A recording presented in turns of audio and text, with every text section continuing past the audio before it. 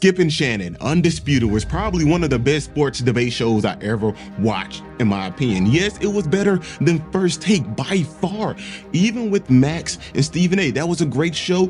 You look at the ratings, yes, First Take is doing better than Undisputed. But you look at how people received Undisputed, received Shannon. I was like, man, this show is phenomenal. And people fell in love with Undisputed, Skip, and Shannon. People fell in love with it, and I fell in love with it. I remember being in college, waiting for these YouTube clips to drop so I can see what Skip and Shannon will say about what happened in this game, what happened in game one, what happened in game two of the NBA Finals. I'm waiting for their response and their take and their analysis on the game. Sometimes they gave a breakdown of the game, sometimes they didn't. It was just a debate, argument. But it was still entertaining, okay? It was still entertaining and informative as well. But when Shannon left Undisputed, I was hurt. I was like, man, one of the great shows came to an end. I guess everything has an ending. And now Skip and Shannon, they're doing their own thing. And Shannon finally revealed to us the moment he realized, hey, it's time for me to get out of here. All I ask is when you lay your head on that pillow at night, know I gave you everything I had. You did. I gave you everything I had. Which is why. Coming to a few clips, Stephen A and Shannon Sharpe talking about why he left and his experience working at Undisputed with Skip Bayless. Skip would get to work, I would get to work. I was in my dressing room, he was in his dressing room. It was really like a heavyweight fight. We barely talked. I mean, honest. It really was like a heavyweight fight. We barely talked.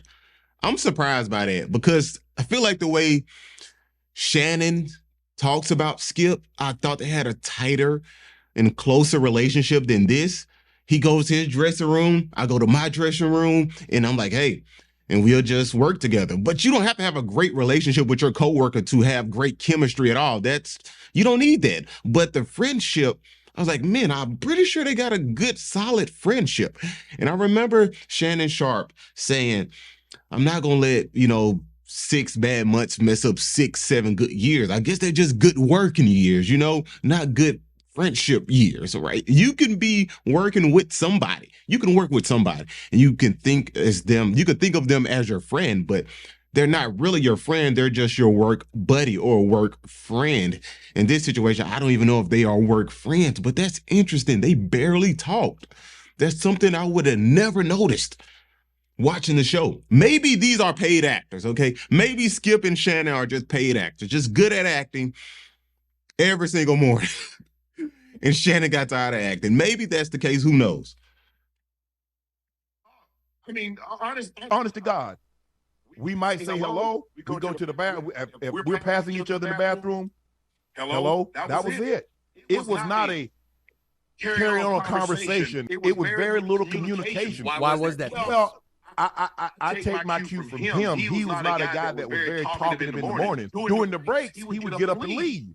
After a couple of times of seeing that, I'm seeing that he's in a mode, he's in a zone in which he doesn't want to be bothered. He's treating this like an actual game. In 7 years, Skip.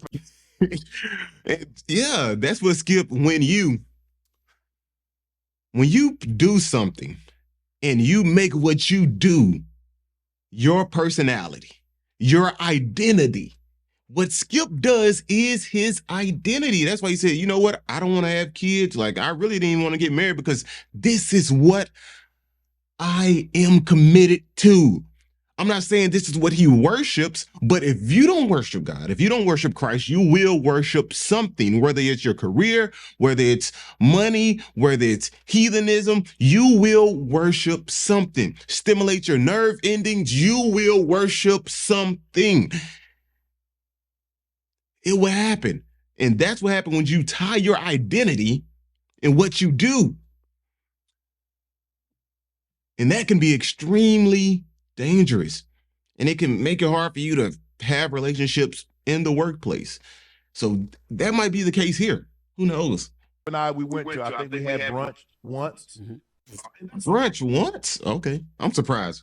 Dang, once out of 6 or 7 years. And that's okay. Yeah. That's okay. I don't think Skip's a bad guy. I didn't develop the type of work relationship with him because I didn't get the sense that's what he wanted. Yeah, he did not want a work relationship. That's clear. That Skip is about, hey, I'm here to work. Skip said it himself. Like, this, I'm so committed to this. That's why I didn't have kids. I'm so committed to this. I told Ernestine, like, hey, this job is first and you are second. Imagine telling your wife that my job is first and you are second. 17 years ago in New York City, on our first date, as she will attest, I said, hey, if this happens to go anywhere, I'm sorry, but I'm declaring myself up front. You'll always be number two to my job, which is my life, which is my passion. She was taken aback, but she said, okay, I got it. She'd like to say now she's become 1A, but only 1A to my obsession. You are second fiddle to my job. My job is what I'm committed to. I'm committed to you, but I'm gonna have to put you on the back burner. So, Shannon, I'm not surprised that Skip didn't want to build a work relationship with you. This dude was committed to almost not having a wife, not having children, of course, and just committed to his work. That's how much he loves what he does.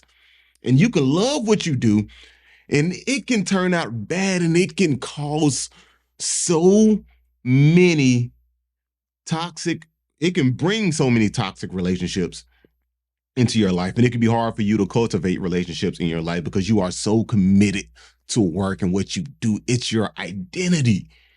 And that is dangerous when work is your identity. Anything that is not God's idea for us, like Jesus Christ, having him as your identity and having anything else as this is what I do. This is who I am.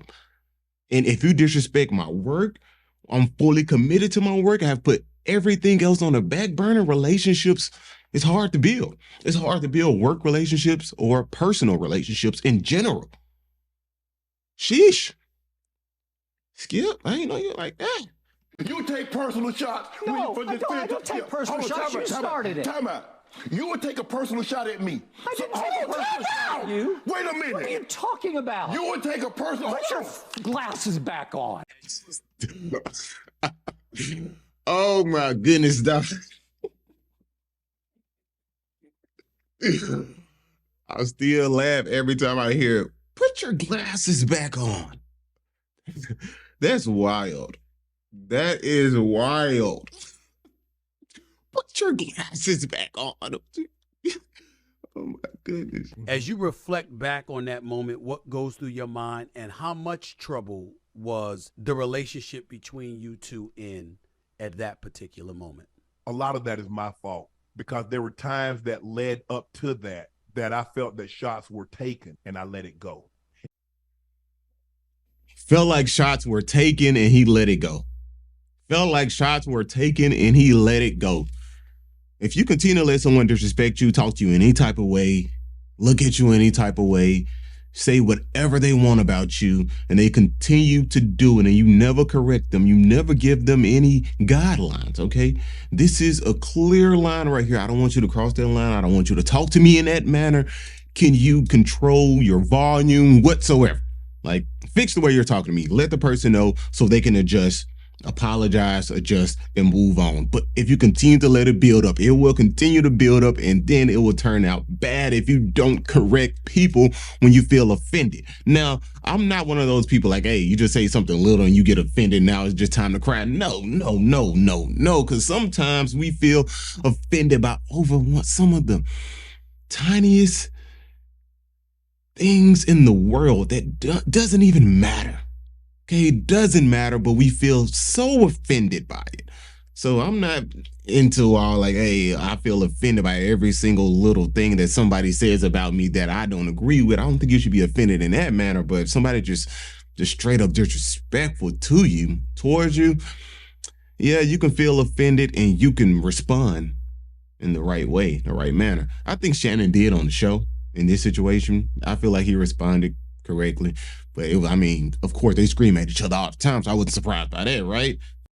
and he felt that he could go over the top in that situation. Whatever the relationship is, once one partner has no respect for the other partner then in turn loses respect for said partner. Then I think it's only a matter of time, because I felt in that moment he had lost all respect for me. He had no respect for me. This is Undisputed, Skip and Shannon. This is not yours. So it really, really hurt. Undisputed, Skip and Shannon, this is not yours. I feel like that's more than what Skip just said in that clip, like about Tom Brady. You being jealous of Tom Brady. Tom Brady is better than you. He said, this is Skip and Shannon, not Skip. This is not yours. So maybe some other things going on there, picking topics. Maybe Shannon didn't have no input at all when it comes to picking topics. It was just Skip's input. Like, okay, we're going to do this and do that. Shannon might request to talk about this topic, and Skip shoots it down. That could be the case, because he said, Skip, this is not yours. Okay? I want to have some say-so on this show too. So maybe it's just not the Tom Brady stuff. Hurt me. Had I attacked him personally, live on television, what would have happened? What you do every time I call something into question, I'm jealous. No, Skip, I did what I did. I never said you were jealous of Baker Mayfield. Skip, I did what I did. You make it seem like I was a bum. I'm in the effing Hall of Fame. Okay, I got 3 Super Bowls. So what? So what? He's way better than you were. I'm better than you. Better. Skip, what did that got to do with what you do? Do I feel like that was a personal attack? When your identity is tied up in football, of course it's a personal attack. When your identity is tied up in football and what you do, of course it's a personal attack. That's why I say it's so dangerous to have your identity tied up in something that you do. People can attack that all day. Stuff that you do, it shouldn't affect you, because your identity should not be based off what you can do, but based off who you are. Who Christ called you to be, who you are in Christ, and that is established by the scriptures. So nobody can come over there and thwart that and change that and say, hey, you are not this and you are not that, because my identity is not based on football, it's not based on what I do at my job. It's based on me being in Christ, and Christ said, I am enough. I am enough. I am enough. And Christ is enough. He's the one who makes us full, makes us complete. But when your identity is in something else and what you do, you can get easily offended, even though it's not a personal attack, but it's a personal attack to you, because of course you worked extremely hard to get to this position. You put in a lot of work, and now somebody's attacking the work that you did. So you take it as a personal attack. Don't put your identity in what you do. It's dangerous, man. And it can cause you to get easily offended when somebody speaks wrong or ill about the work that you do. Why would I be jealous of Tom Brady? I'm happy that Tom was like me, given an opportunity. He made the most of that opportunity. I think that was, in all of my TV career, that probably was I remember going home, calling my sister. I called my brother. My homeboy has everybody had told him, and he had raced home he'd watch it. It took a lot. It took a lot for me not to put my hands on him. It actually did. I'm so thankful you didn't do that. I'm so thankful. First of all, Shannon was about to fight Skip because Skip called him jealous of Tom Brady. Tom Brady, Shannon Sharpe, these are 2 Hall of Famers. They both won multiple championships in the NFL. And I'm pretty sure Shannon Sharpe will acknowledge that Tom Brady is better than him. And Skip can say that. Skip can say Tom Brady is better than you, but to call someone jealous of someone is a different story. Because I don't think Shannon Sharpe is jealous of Tom Brady.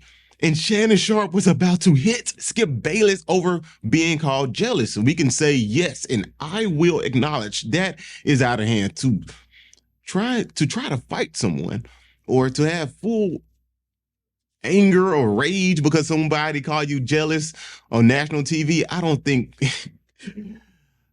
that's right at all. That is not right. Lack of self-control, but Shannon displayed self-control in that moment. He didn't hit Skip, which is great, because if you hit Skip over someone calling you jealous, you let someone really have that much power over you to call you jealous and to make you make a stupid and rash decision to hit someone on live TV. They have that much control over you. You don't have no control over yourself if you acted like that in that situation. I'm glad that he did not. But I want to tie this Bible verse in here. Proverbs 25:28. A man without self-control is like a city broken into and left without walls. At times, we have to have self-control, because if we don't, we are like a city without broken walls. Anybody can penetrate, anybody can attack you, anybody can say the most minuscule thing about you, and you're up in arms. You're full rage, ready to fight, ready to shoot someone, ready to go to jail, ready to throw your life away, because right now you are a city with broken walls. Anybody can infiltrate you and cause you to do something stupid. And I'm glad Shannon Sharpe didn't do nothing stupid, but let's be mindful to have self-control. Let's treat ourselves like a city that has multiple walls. It's hard for you to get in here, okay? You can't just say anything to me. You can't just call me jealous of Tom Brady and now I'm up in arms, I want to fight you. No, because I'm like a city with multiple walls built around it. And you cannot, and you will not infiltrate this city and attack it. But if the city had broken walls, anybody can come in. Anybody can cause havoc if you don't have self-control. So I'm glad that Shannon Sharpe displayed self-control in that situation, in that moment. Skip Bayless is still wild for telling the man to put his glasses back on. That was not called for. But the relationship ended because of that. Not just because of that. I'm pretty sure some more stuff came into play.